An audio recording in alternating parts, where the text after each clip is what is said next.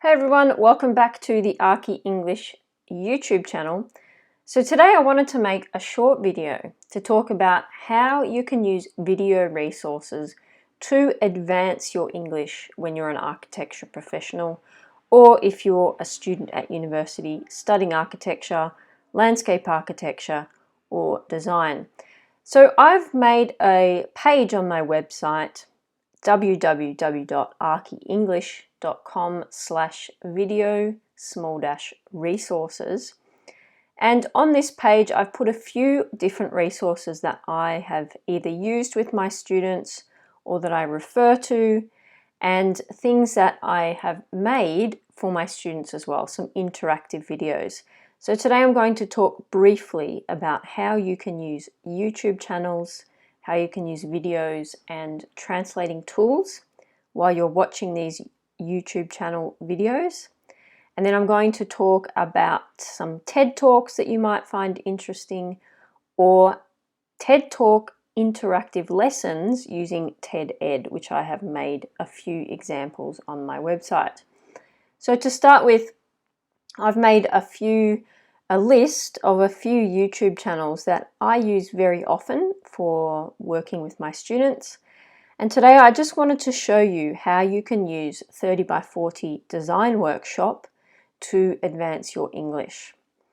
So if we go in here, if you haven't already subscribed to Design Workshop, to 30x40 Design Workshop, I highly recommend that you do. He has made some great videos about sketching, about drawing, about construction detailing, but also about how he sets up his office, how he speaks to clients, how he speaks to structural engineers, how he speaks to other professionals as well. So I find this resource to be really excellent, and I very often will share the videos from this page with my students. So the way that you can use these videos is by using the tool Reverso Context. So obviously you can watch them as you would normally watch them, and you can make sure that you have the subtitles on, just so that you know that you get every part of the video.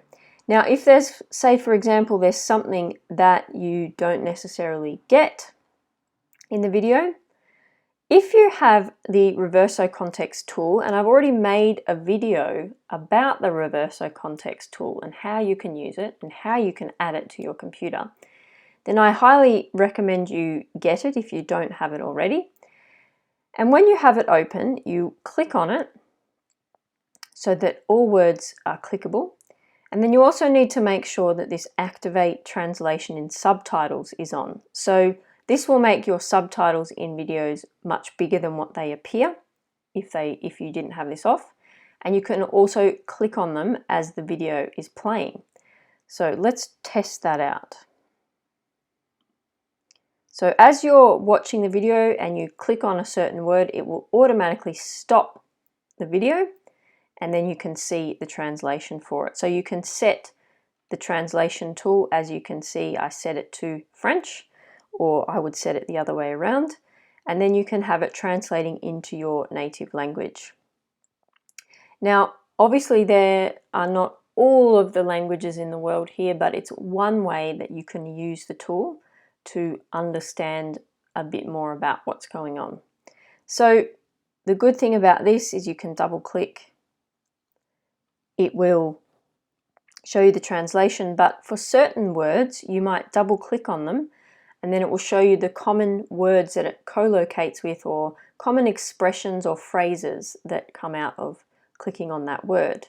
And so it gives you a bit more than just the literal translation all the time of just words together.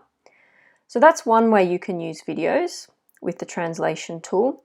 Another thing you can do is, as you're watching the videos, if the translation tool is not available to you, or you would like to practice your speaking, one thing that I suggest to my students is to try shadowing.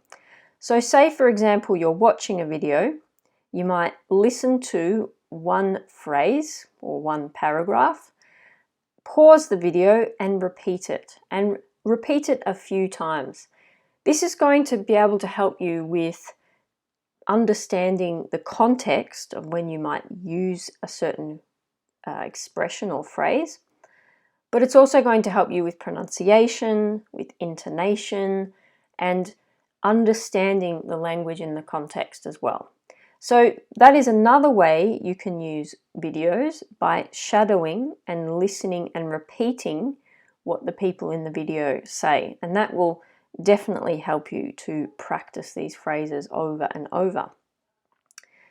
Another video resource that you can use, which I have listed on my website, is TED Talks. You could also use Netflix as well, and you can use the Reverso Context tool on Netflix, Amazon, and TED Talks, and it's a really, really useful tool when you're watching videos on your computer. So you'll see a few TED Talks listed here on my website, which is related to architecture and landscape architecture, and I will update this list as I'm going, as I become more aware of some of these things. And another tool that I have started to develop and make a list of is using TED Talks for interactive lessons. So, for example, if we click here, a project of peace painted across 50 buildings. This is about the street art and the work of the artist El Cid.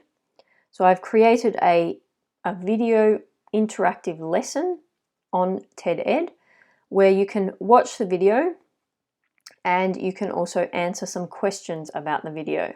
So for example, if we click over here on Think, you'll see there's a list of 9 different questions, different multiple choice questions, where you have to answer questions about some of the vocabulary, some of the expressions, the idioms.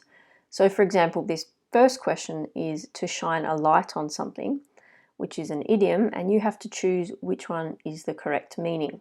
So all of these questions in Think are the multiple choice questions that you can answer about the vocabulary. Then if we click on Dig Deeper, this is how we learn a little bit more about the topic.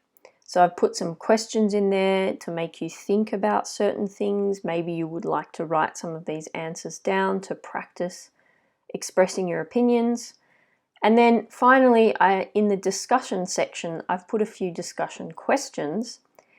And some of these questions also contain idiomatic expressions.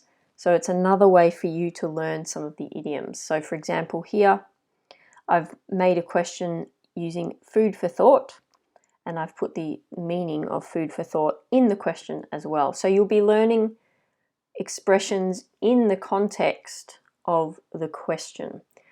So this is just 3 ways which I use videos to help with my students, help them with listening, and also getting them to speak about certain topics as well.